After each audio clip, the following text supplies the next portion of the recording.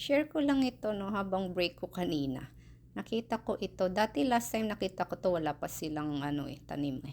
So ito, experiment siguro to ng middle school no. Ayan na, meron na silang nakatanim dito sa tinatawag na hydroponic gardens no. Ayan, makikita nyo iba-ibang gulay.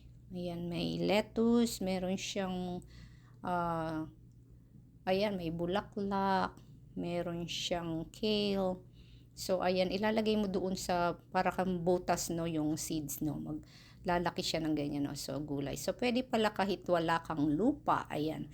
Kaso nga lang medyo may pagka, yan, pricey, medyo kamahalan yan pag binili mo siguro, no. Kasi siya, ah, kakaiba siya, no, nakatayo siya.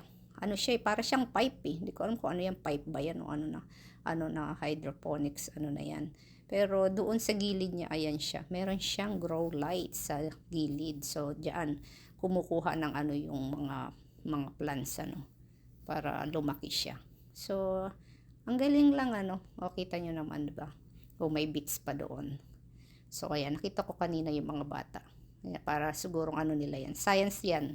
Siguro, in-experiment nila. Ayun lang.